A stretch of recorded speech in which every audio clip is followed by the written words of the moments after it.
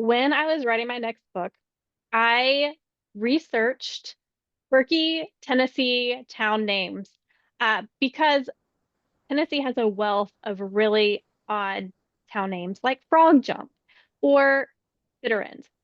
So when I ran across Bitter End, I was like, okay, that is a town that has a story. Like it has to have a story. For somebody to name this place Bitter End.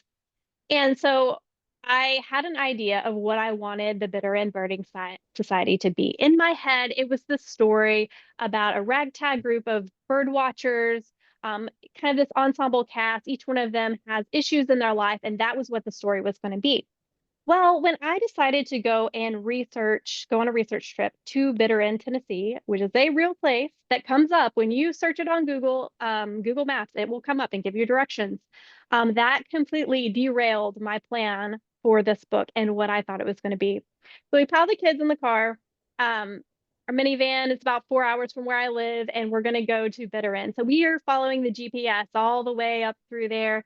We're getting close. We're like within 15 minutes of Bitter End, Tennessee. And then we drive up this winding mountain road. And because I tried to find some information about it, it really didn't yield anything. So we took the trip. We drive up this mountain, and there's a few scattered houses. There's some tree farms, but there's nothing really there. I looked for a sign that said like welcome, sometimes you see like welcome to the unincorporated area of wherever. Nothing. And so we drive up, we drive back down, and we're like, okay, maybe the GPS is off a little bit. And so we kind of go to the next town over and we're asking everyone, we're like, where is Bitter End, Tennessee? And they all look at us like we've lost our mind. They're like, we have no idea what you're talking about, where this place is. And I'm like, man, what is it? What am I going to do with this story? We ask around, we ask around.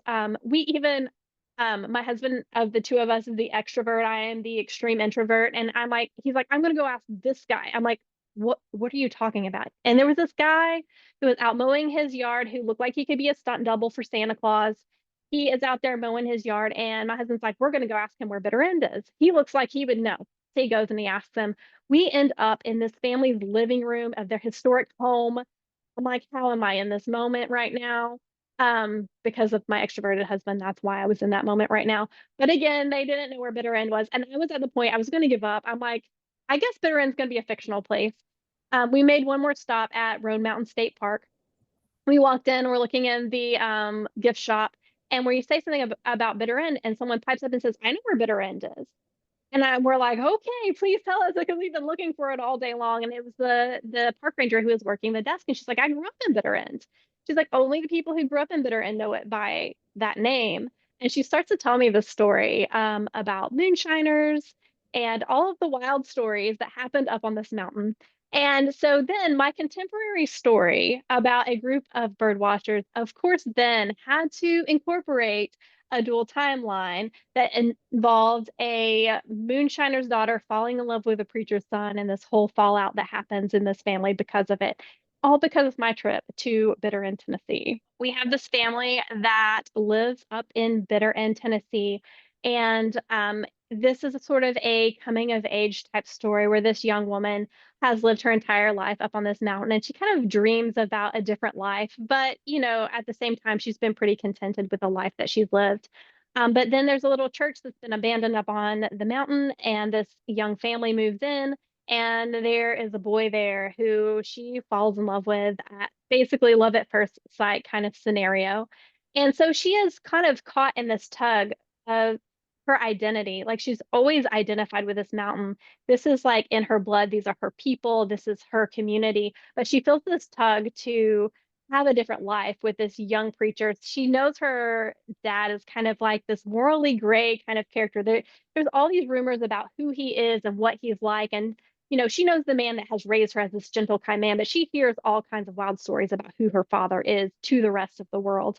And so she's feels this tug to leave behind this world of gray, to have this black and white, perfect guy who is, he's a preacher, he wants to be a preacher. And so she has an idea of these two different worlds, but it's not kind of what she expects. And she has to deal a lot with that tug between who she once was and who she thinks she wants to be. And it doesn't always kind of pan out the way that she it too. I have my character who she has lived in her hometown, and she's kind of been declared like this hometown hero because of the way that she handled this traumatic situation. But from her point of view, she really feels in her heart that if she had handled it, the way she handled the situation actually made it worse. And so for months on end, she's been celebrated. So she decides she is going to go and spend the summer with this great aunt that she barely knows because she just didn't have a lot of connection to her, that side of her family. And she actually discovered her through an ancestry project that she did in college. And she's like, well, I'm going to escape. Nobody in the world is going to know who I am in Bitter in Tennessee. Like, no one's going to know about the news articles and how I was celebrated. I can just be me and figure out how I feel about what happened without everybody else's voice. And so she gets to Bitter in Tennessee, and nothing goes to plan. Everything that she tries or thinks is going to happen for her summer doesn't happen. And she sort of ends up adopted against her will into this group of bird watchers that each have their own thing going on. There's a widow, there's a empty nest couple who are estranged from their daughter. There is an ex-pastor who now shepherds sheep instead of people.